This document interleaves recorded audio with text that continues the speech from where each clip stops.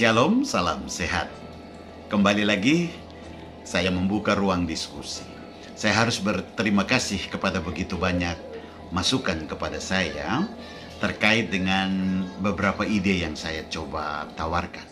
Ide ini bukan ide yang begitu saja keluar sebatas wacana, tapi kami sudah mulai praktek sedikit demi sedikit, dan karena kami mengevaluasinya, kami mulai bersepakat menyimpulkan bahwa ini salah satu alternatif untuk meningkatkan mutu atau kualitas lulusan dalam dunia persekolahan.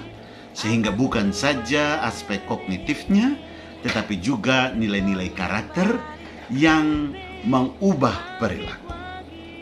Ini titiknya.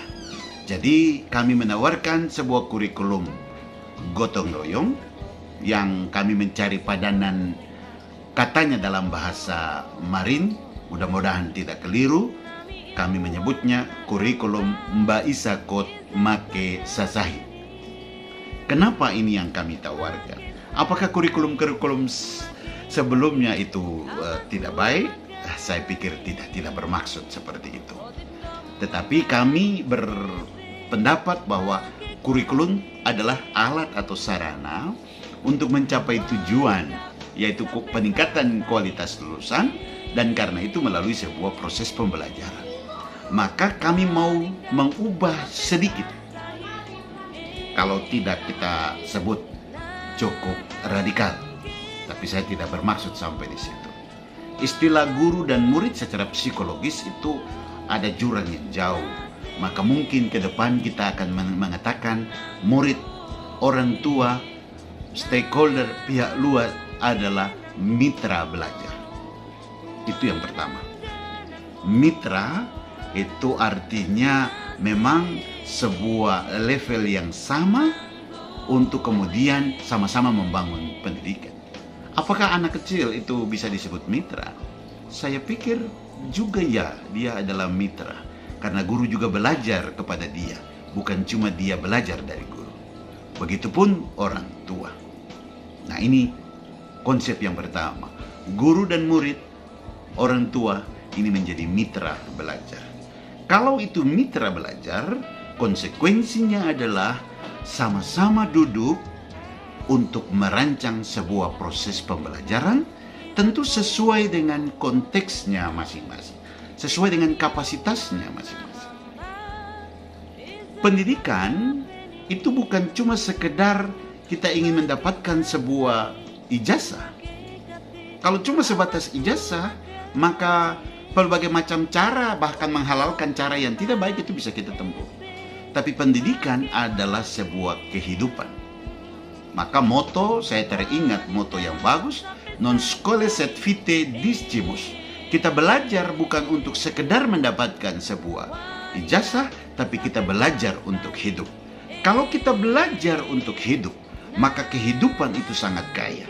Dia tidak bisa kemudian dipersempit hanya di dalam sebuah ruangan demi ruangan. Tetapi alam semesta, lingkungan, orang-orang di seputar kita, bahkan murid, bisa menjadi sumber belajar. Bapak Ibu guru harus keluar dari sebuah mindset bahwa guru adalah satu-satunya sumber informasi dan pengetahuan. Tidak.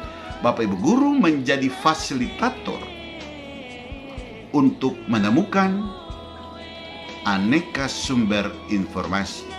Maka kurikulum yang saya tawarkan adalah sebuah kurikulum di mana mitra belajar, orang tua, siswa, guru, pihak-pihak eksternal sama-sama merancang sebuah proses pembelajaran, strategi pembelajaran, termasuk konten yang dipakai di dalam kelas untuk pembelajaran. Harus kontekstual.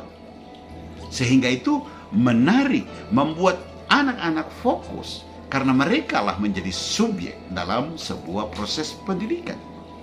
Guru pun akan kemudian tertarik. Guru harus keluar dari zona nyamannya untuk belajar. Untuk belajar lebih, setiap saat itu belajar. Ongoing formation. Itu tidak mengenal batas usia. Supaya semua pihak keluar dan sama-sama belajar untuk sebuah kehidupan yang jauh lebih baik. Bukan semata-mata pada nilai-nilai yang ingin diraih, tapi pada sebuah kehidupan. Supaya tidak kaget masuk ke dalam sebuah dunia di mana persaingan begitu kerasnya. Ini yang saya tawarkan.